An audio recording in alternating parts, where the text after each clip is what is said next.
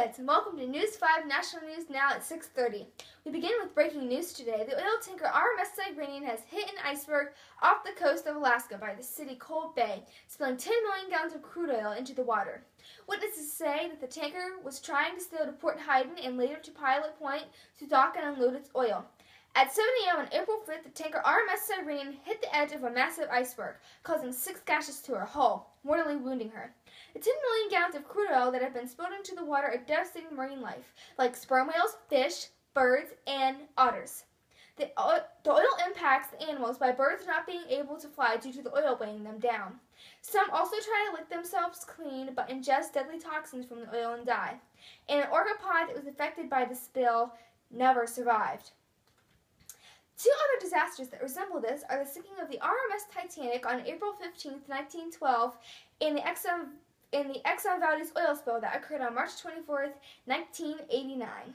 The Exxon Valdez spilled around 11 million gallons of crude oil into the water, and the RMS Titanic took 1,517 men, women, and children with her to the bottom of the ocean. Both of these historical events remind us of the dangers we face at sea. These are still images of the Exxon Valdez and the RMS Titanic, and this is a still image of oil with rocks. And this is a still image of a sperm whale that was killed by oil. And this is a still image of a bird that got oil stuck in its feathers and cannot fly, which means it would ultimately die. Our second story this evening is about a plane that we thought was missing, but we have now found out that it has crashed. The plane took off from Paro Airport in Bhutan and turned around in mid-air in order to avoid a bad storm, and it flew up 15,000 feet in the air when a very bad snowstorm hit, causing the plane to descend rapidly. The visibility was poor as the plane hit the mountain. A huge avalanche occurred, killing most of the passengers on board. Then the plane crashed into the Himalayan mountains, which killed all of the people on board who survived the avalanche. Of the 126 people on board the flight, there were no survivors.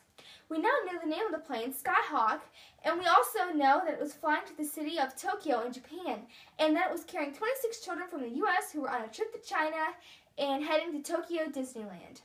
It was also carrying 10 well-known businessmen from China who lived in the U.S.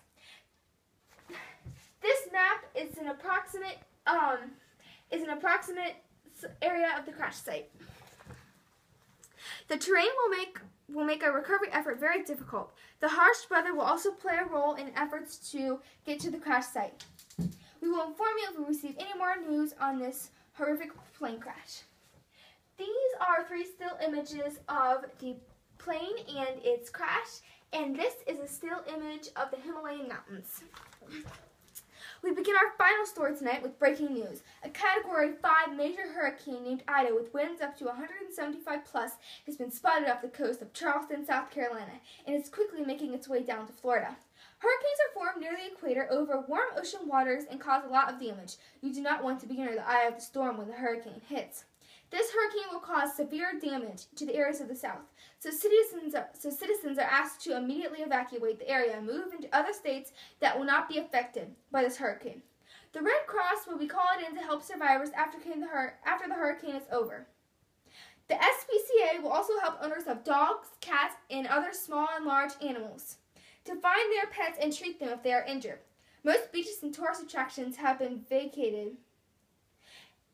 All low-level areas will face intense flooding and downed trees and power lines. The public is asked to obey state authorities and evacuate peacefully and calmly. And this is a picture of the eye of the storm and the hurricane as it hits the area, which, as you can see, it's hitting it right there. And then this is a picture of the damage, which is sustained after the hurricane. This is a picture of the 175 mile per hour winds hitting the area of Charleston. That is a still image of the eye of the storm, and that is a satellite image of the eye of the storm, which you do not want to get hit by that. That's all for breaking weather and National News Now. We will break in for any further updates. This is Jillian Betts for National News Now. Good night, and thank you for watching.